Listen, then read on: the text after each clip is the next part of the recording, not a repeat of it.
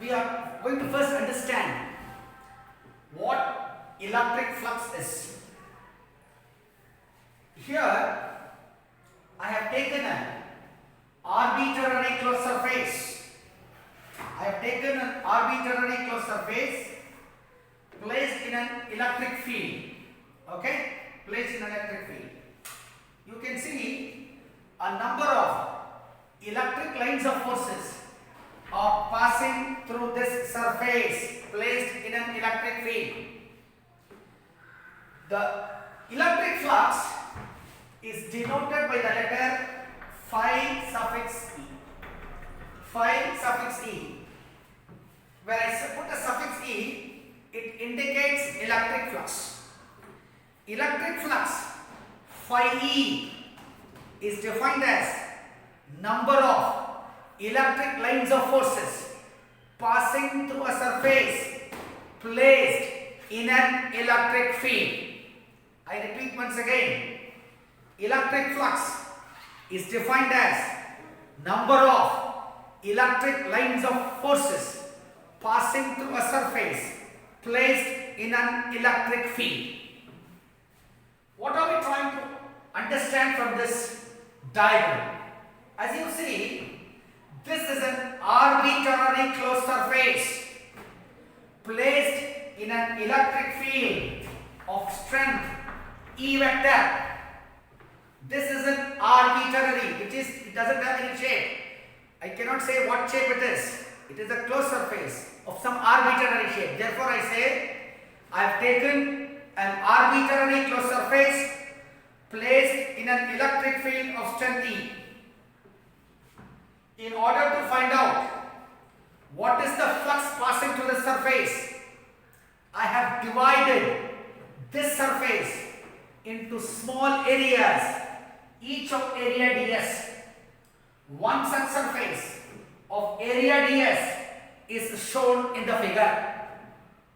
The first important thing is, to this surface I have drawn a unit vector. Always unit vector should be drawn normal to the surface. And this is the electric field vector. Theta is the angle between the electric field vector and the unit vector. My first step now is the electric flux through the element. This surface is so small that for all practical reasons I assume that is flat. Then flux, electric flux through area ds. I write it as E vector dot n unit vector into ds. If you ask me, how do you arrive at this? How do you write this? Let us take a small surface like this. I will teach you what it is. This is the surface. I am drawing a unit vector normal to the surface. This is an electric field vector. The angle subtended is theta. The area of the surface is ds. Flux to this small surface is the product of component of electric field normal to the surface and the area of the surface. I repeat once again. If you are not able to see this, I can show it in 3D. Something like this. This is a unit vector normal to this duster, and this is the electric field vector. This is the electric field vector. This is a normal, this is an electric field vector. Now in this direction the value of electric field is E. In order to find out what is the flux coming out of this surface of area ds, you have to find what is the component of electric field along the normal, along the unit vector. Multiply with area of the surface, you get the flux passing through this surface of area ds. Therefore, I will say, for your understanding, let me complete this. This becomes a right angle Now this side, what is the component of electric field? It will be E cos theta. Okay. Therefore, flux to the surface, if I write it as small d phi, this will be equal to E cos theta into ds. This I have written it as in terms of unit vector. This. If I expand this, what do I get? E into 1 into cos theta into ds, which is E cos theta ds, which is this. Therefore, I have written flux to the small surface of area ds as E d unit vector n into ds. Now, as I said, I have divided the surface into small areas, large number of areas. In order to find out the total flux, I need to add all these flux to small surfaces. Therefore, I write electric flux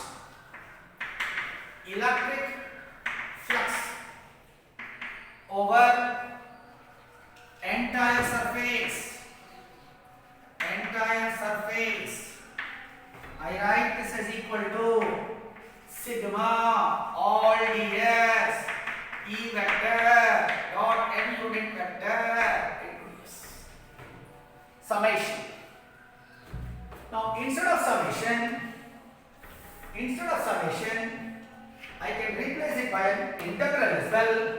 I will write phi E is equal to integral of the surface E vector dot n unit vector into ds. This will give you total electric flux through this arbitrary closed surface placed in an electric field. First important point.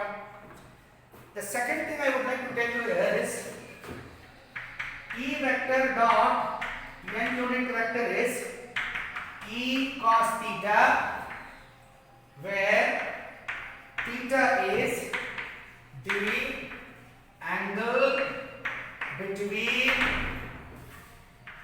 E vector and n unit vector. Is that clear to you? Now, this I will expand and write it as, if I call this as equation 1, I will write equation 2 as integral of the surface E into cos theta into ds. This is equation 2 for me. So obviously we find flux depends on angle theta subtended between E and n unit vector. So depending upon value of theta, the flux coming out of the surface is bound to change. Therefore, if I say theta is less than 90 degrees, if theta is less than 90 degrees, cos theta is positive, therefore phi E is positive. If theta is equal to 90, phi E will be 0 because cos 90 is 0. If theta is greater than 90, phi E is negative. So as to say, flux can be positive, flux can be 0, flux can be negative as well. The question that will come to mind is, when will flux be positive? The answer is, the flux is positive when E vector is directed outwards. The flux is negative when E vector is directed inwards. Flux is 0 when electric field is 0. Finish. Is that okay to you, sir? Now when will E be directed outwards? For a positive charge. For a positive charge, electric field is always pointing outwards. For a negative charge, electric field is pointing inwards. When there is no charge, there is no electric field. When there is no electric field, flux is here. Is that okay to you? So the simple thing I would like to highlight here is, in our next discussions, we will be quite often using these two equations. Equation 1 and equation 2. So you need to remember, this is the relation which connects flux and electric field. Okay. With that in mind, we will try to understand a term called solid angle.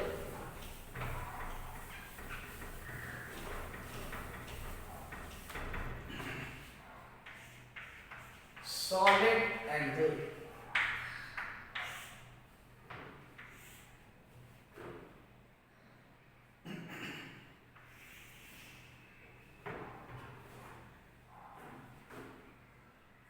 I will try to explain to you what it is with a simple diagram so that you understand it without any difficulty.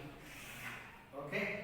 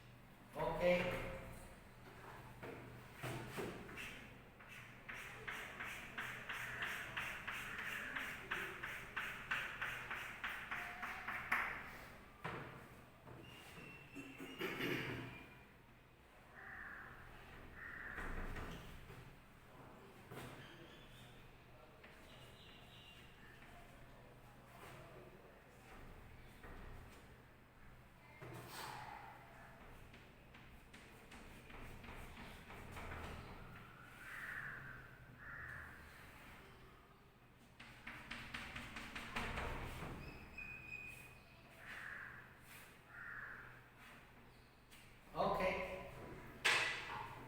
I will try to tell you what solid angle is with this simple diagram. Here, AB is a surface. From the edges of this surface AB, I am drawing a number of lines and making them meet at a point O. In the diagram, I have shown just 4 lines. Imagine from entire circumference of the surface, I am drawing lines so that they come and meet at point O. What results is a cone whose apex is O. I suppose you understand what I have said. Now what I am going to do is, taking O as center and R as a radius and taking O as center, I will draw a number of spheres so that they intersect this cone. You understand what I am saying? Taking O as center and some radius, I am drawing circles so that they will intersect the cone. In the figure, taking O as center, R as radius, I have drawn a circle, I have drawn a sphere which intersects this cone. Where does it intersect? It has intersected at C and D. I suppose you understand. Now, if I take the ratio of the area of the sphere intercepted by the cone, if I take the ratio of the area of the sphere intercepted by the cone to the square of the radius of that sphere, that factor has been found to be a constant. Now I will take it like that. Area of the sphere, let us say, intercept with the cone is CD. This is S. Square of the radius. Square of the radius.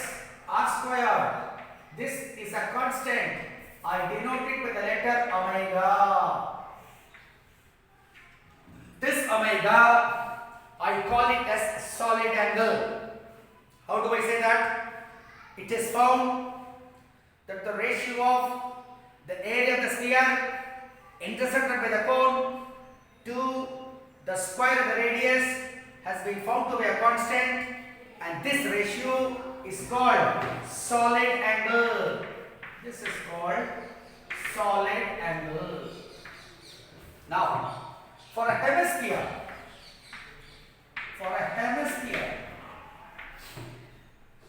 solid angle omega will be, area intersected will be 2 pi r squared, because the hemisphere, if the radius is r squared, then it will be 2 pi. Solid angle for a hemisphere 2 pi. Solid angle for any closed surface, solid angle for any closed surface or sphere, omega will be 4 pi r squared upon r squared. This will be 4 pi. Therefore, solid angle of a hemisphere 2 pi. Solid angle for a closed surface or a sphere is 4 pi. So these results are important for our next topic for discussion. That is the reason why I have told you what solid angle is. If you have not understood, let me quickly recall what I have said. I have taken a surface AB. From the edges of the surface, I draw lines such that they meet at a point O. What results is a cone with its apex at O. With O as center, I draw a number of spheres. They intersect the cone. In the figure, one such sphere of radius r is intersecting the cone at CD. It has been found the ratio of area of the sphere intersected by the cone to square of the radius of that sphere is found to be a constant. That constant ratio, that constant, we call it as solid angle, denoted by the letter omega. Now, for a hemisphere, I have substituted the area of a hemisphere 2 pi r squared upon r squared. I get 2 pi, which means the solid angle of a hemisphere is 2 pi. Similarly, for a closed surface or a sphere, the solid angle is 4 pi. With this in mind, we will try to understand the next topic for discussion, which is Gauss's law. Shall I run this off? Okay.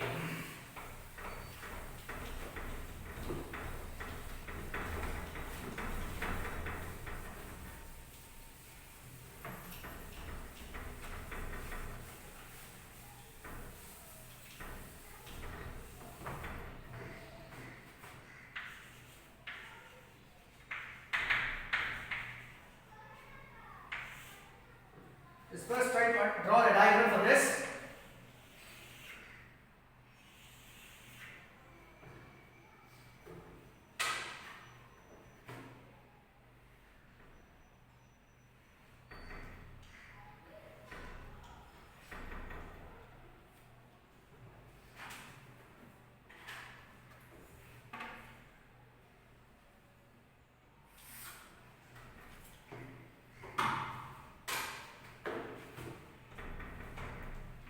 Charge Q, unit vector R. This is electric field. This is a normal n unit vector, angle subtended theta.